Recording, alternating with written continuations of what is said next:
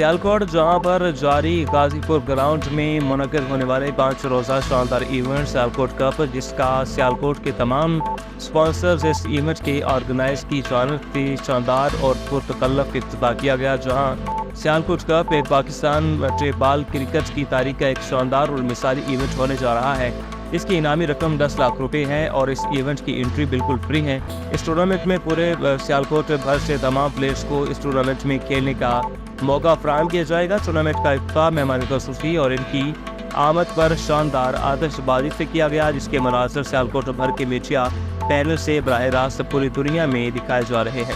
میاں اسلام جویا کی رپورٹ کے مطابق علی پور مسلح افراد کے نجی اسکول کے سامنے شدید فائرنگ کی زد میں آ کر ایک طالب علم شدید زخمی ہوا۔ ملزمان فائرنگ کرنے کے بعد فرار ہونے میں کامیاب ہو گئے۔ تھانہ سٹی کی حدود میں نجی اسکول کے سامنے موٹر سائیکل سوار مسلح افراد کی فائرنگ کی زد میں آ کر ایک طالب علم شدید زخمی ہوا۔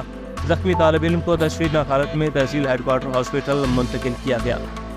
ڈیرہ غازی خان جہاں اینٹی کرپشن سابقہ سب رجسٹرار میڈم قرۃ اور سابقہ تحصیل مہر شمعون اور رجسٹری برانچ کے تمام عملہ پر FIR درج کر لی۔ سائرہ ملیکہ جو کہ برطانیہ میں رہائش پذیر ہے، جن کا ایک ملکیتی پلاٹ گارڈن ٹاؤن میں موجود ہے، پٹواری اور رجسٹری برانچ کے عملہ نے بھاری رشوت لے کر یہ پلاٹ اورنگزیب نامی شخص کے نام کر دیا۔ انور عباس نامی شخص نے ڈپٹی کمشنر ڈیرہ غازی خان شاہد زمان لک کو درخواست دیتے ہوئے اپنے موقف میں بتایا کہ یہ انتقال اور رجسٹری جعلی ہے اور سائرہ اور ملیکہ دو بہنیں ہیں جو کہ نابالغ ہیں اور یہ پچھلے کئی سالوں سے پاکستان نہیں آئی۔ پاور آف اٹارنی یہیں تیار کیا گیا۔ باقاعدہ جب اس درخواست کی سماعت کی گئی اور ڈپٹی کمشنر ڈیرہ غازی خان شاہد زمان لک نے رجسٹری برانچ کے عملہ کو قصوروار قرار دیتے ہوئے FIR کرنے کے لیے یہ مثل DG anti corruption Dera Ghazi Khan کو ریفر کر دی۔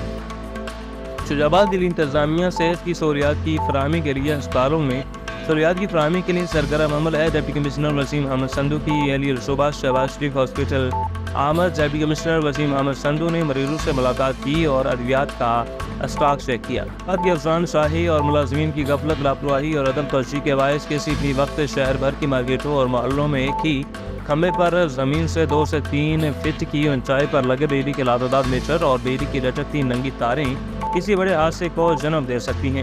شہر بھر کی مارکیٹوں اور محلوں میں ایک کھمبے پر زمین سے تقریباً 2 سے 3 فٹ کی اونچائی پر لاتعداد بجلی کے میٹر نصب کر دیے گئے اور بجلی کے میٹروں کے ساتھ ننگی تاریں کسی بھی وقت کسی بڑے حادثے کا سبب بن سکتی ہیں۔ خدا نخواستہ ایک ہی کھمبے پر لگے لاتعداد بجلی کے میٹروں اور لٹکتی ننگی تاروں میں آگ لگنے سے کوئی ناخوشگوار واقعہ رونما ہو سکتا ہے، شہر بھر کی مارکیٹوں کو اپنی لپیٹ میں لے سکتا ہے۔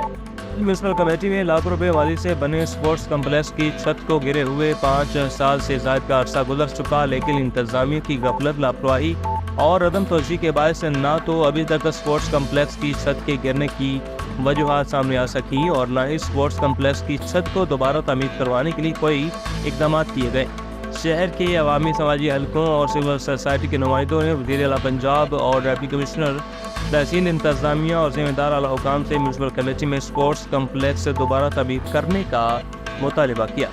جلال پور پھروالا میں 50 سال سے سرکاری زمینوں کے آبادکاروں اور رہائشیوں کو انتظامیہ نکالنے پر تل گئی افسان فیصلے پر نظر ثانی کریں، تمام حکومتی شرائط پر عمل درآمد کر رہے ہیں۔ میڈیا سے بات کرنے کے دوران متاثرین کا مطالبہ۔ جلال پور پھروالا کے نواحی علاقہ چوک 88 کے رہائشی اللہ روایا اور اللہ یار خاندان کے دیگر افراد نے میڈیا سے بات کرتے ہوئے کہا کہ ہم 1976 سے علاقہ میں آباد ہیں اور ہم نے محنت کر کے بنجر سرکاری زمینوں کو آباد کیا۔ اب کچھ عناصر نے ناجائز طریقہ اختیار کر کے ہماری زمینوں پر لیز کے لیے اپلائی کیا ہے اور اپنے نام لیز کی کوشش کی ہے۔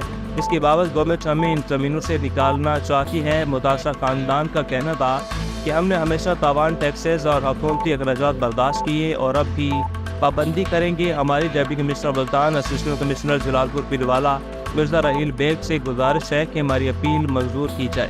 انیوال نامعلوم افراد کی فائرنگ سے میونسپل کمیٹی کا اہلکار قتل۔ نقشہ برانچ میں تعینات ظفر گجر کو گھر کے باہر نامعلوم افراد نے فائرنگ کا نشانہ بنایا۔ پولیس کے مطابق ملزمان نے بلدیہ اہلکار کو گھر سے دفتر جاتے ہوئے فائرنگ کا نشانہ بنایا۔ پولیس نے لاش کو جیسکو ہاسپٹل منتقل کر کے تفتیش کا آغاز کر دیا ہے۔ شجاع آباد اللہ چوک ہیوی ٹریفک کی وجہ سے ٹوٹ پھوٹ کا شکار ہو گیا۔ ہیوی ٹریفک کا معمہ حل نہ ہو سکا۔ سرکاری املاک کے نقصان اور انسانی جانوں کے ضیاع کا سبب بننے والی ہیوی ٹریفک کے داخلے پر پابندی عائد نہ کرنا اور اہم ترین مسئلہ پر تحصیل انتظامیہ کی متواتر چشم پوشی عقل سے بالا تر ہے۔ عوامی اور سماجی حلقوں، سول سوسائٹی کے نمائندوں اور شہریوں نے اسسٹنٹ کمشنر سلیمان ظفر اور چیف آفیسر ملک عامر رؤف سے اصلاح احوال کرنے کا مطالبہ کیا۔ شجاع آباد ملتان پولیس تھانہ ممتاز آباد میں 2 روز قبل تھانہ ممتاز آباد کے علاقہ عارف آباد سے اغوا ہونے والے 1.5 ماہ کے محمد فیضان کو کامیاب کارروائی کے بعد بہت کم عرصہ میں بازیاب کروا لیا۔ 4 اغوا کار گرفتار کر لیے گئے۔ بچہ اغوا کے بعد 2 لاکھ روپے میں فروخت کیا گیا تھا۔ سی بی ایم ملتان نے 1.5 ماہ کے محمد فیضان کو والدین کے حوالے کیا، جو اپنا بچہ ملنے پر خوشی سے نہال ہو گئے اور پولیس کے لیے ڈھیروں دعائیں کی۔